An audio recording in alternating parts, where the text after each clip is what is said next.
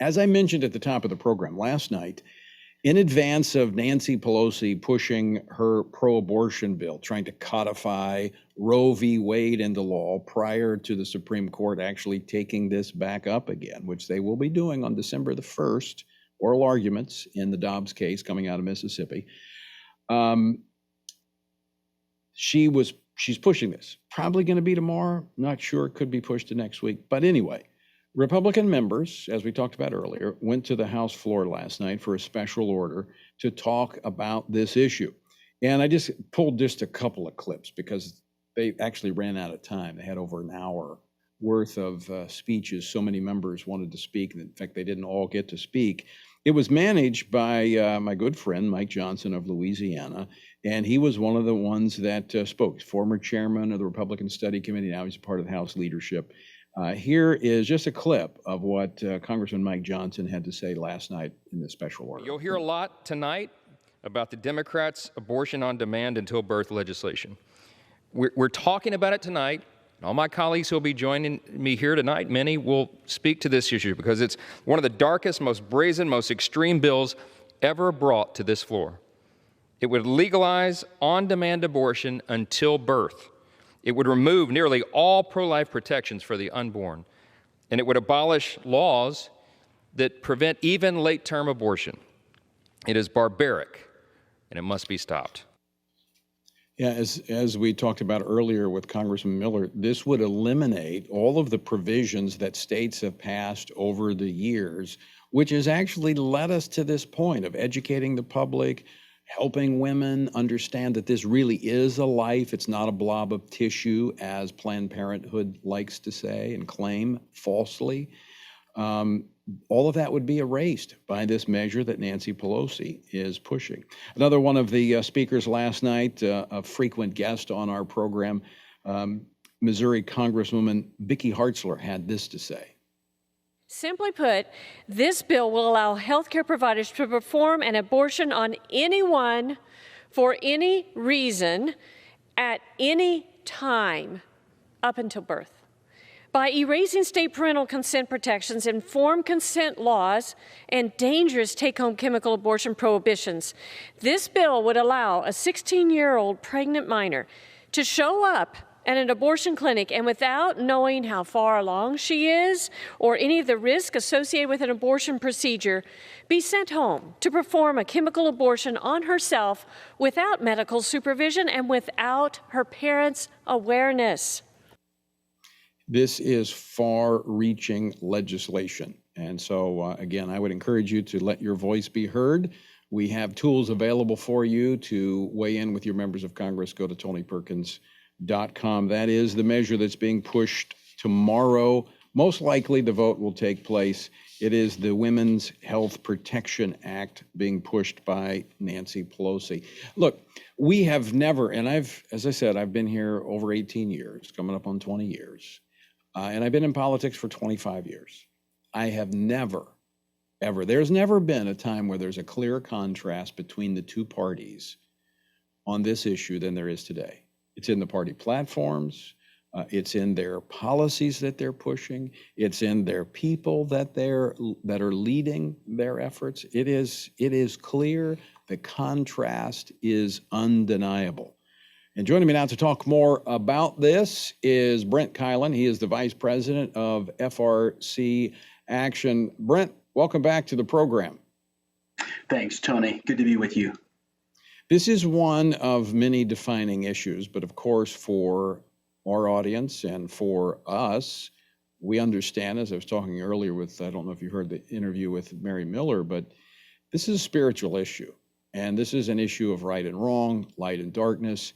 This is one we've got to get right, and I'm optimistic that we may be close to what would literally be repentance, turning around, as the court would redecide this issue and say, and at least to give it back to the states, and the states can do the right thing. But this contrast between the two parties, there is a race in Virginia, a governor's race that is taking place right now between Terry McAuliffe and Glenn Youngkin, who is the Republican. And this issue is one of those issues of clear contrast between those two candidates, those two parties, and it's a clear choice for the people of Virginia. Tell our listeners about that. That's absolutely right, Tony. It really is. And just a little bit of additional background on the race.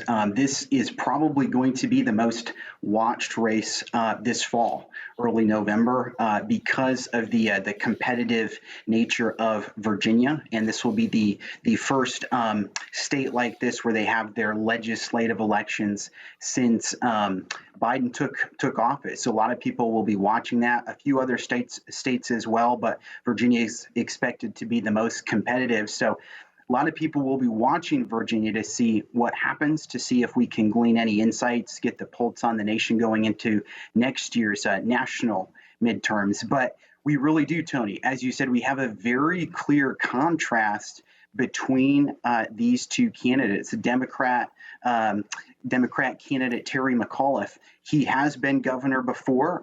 Because of the way the laws work, he had to take a term off, so he's not technically the incumbent, but he does have a record. And then we have Republican Glenn Youngkin taking him on this fall. And this issue has surfaced in debates. It's come up quite a bit. It has become a very significant issue. And if you look at where the candidate stands specifically, I'll start with Terry McAuliffe. Just some incredibly concerning positions. We listened to those comments that were made on the House floor at the federal level. At the state level in Virginia, Terry McAuliffe is supporting some of those very same things, Tony. And I'll give some specifics here.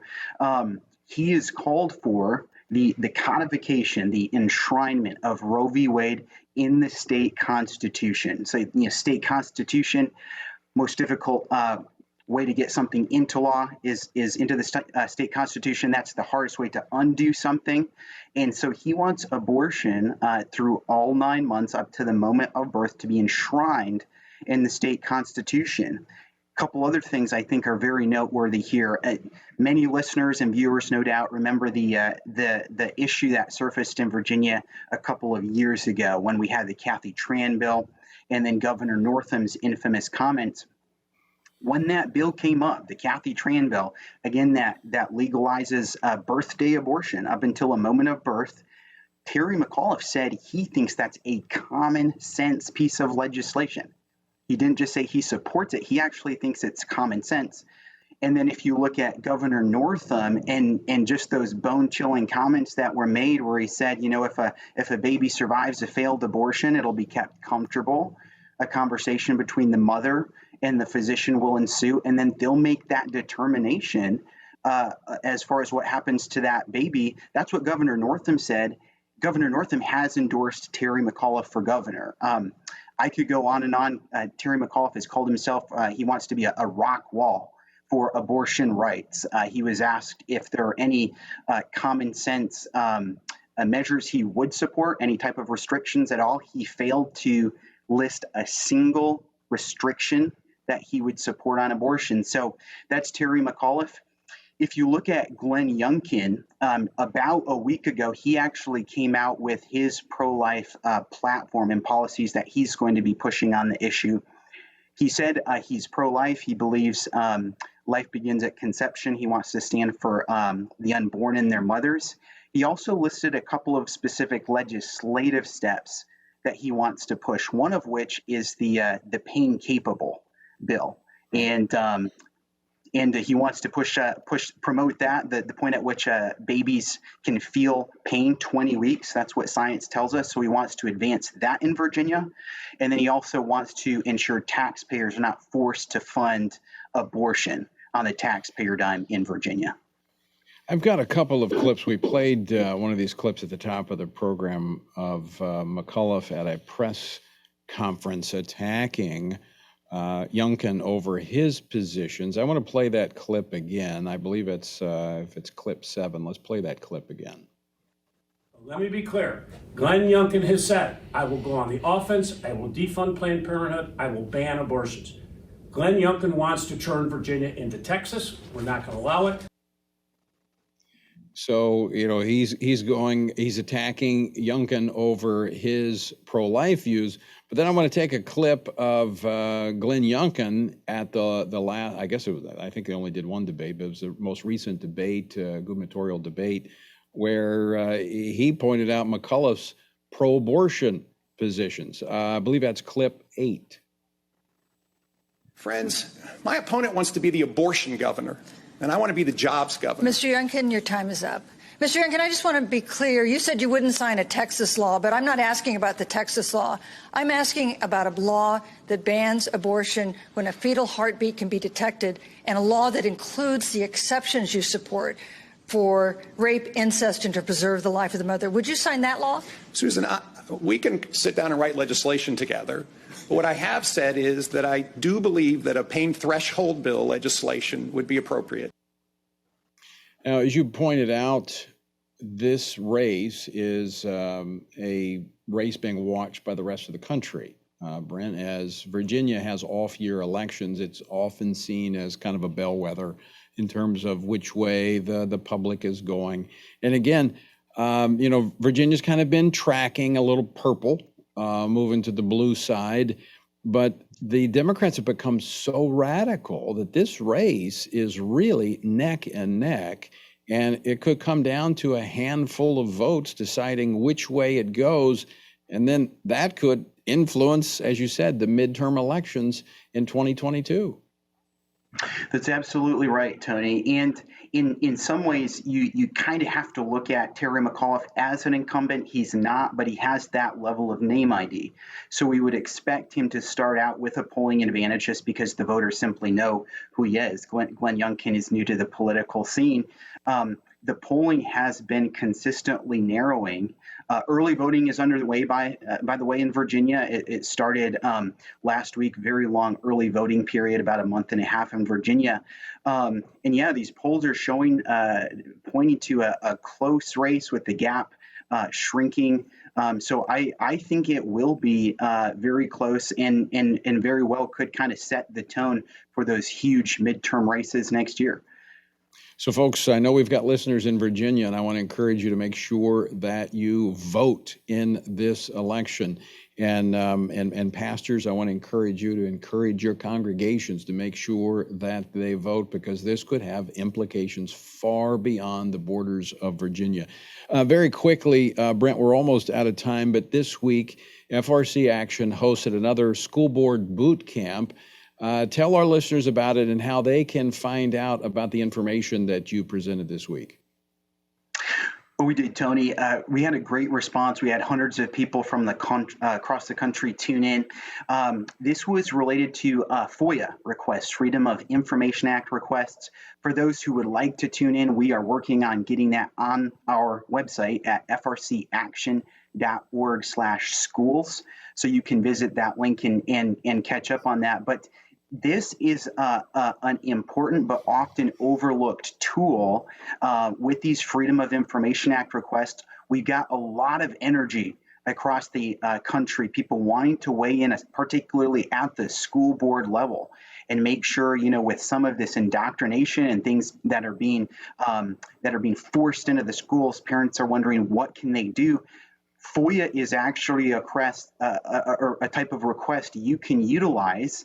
You don't have to be a lawyer to do this. We walk through those steps on how to do that, how every parent, every concerned citizen, if you're not getting that transparent information from your local school board, how you can utilize this as a tool, and encourage people to watch it, Tony. We have to be holding our school boards accountable.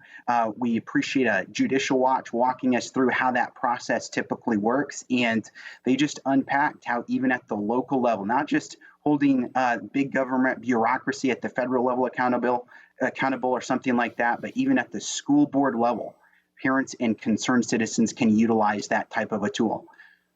It's a great tool, great resource. Brent, thanks so much for joining us. Thanks, Tony. Appreciate it.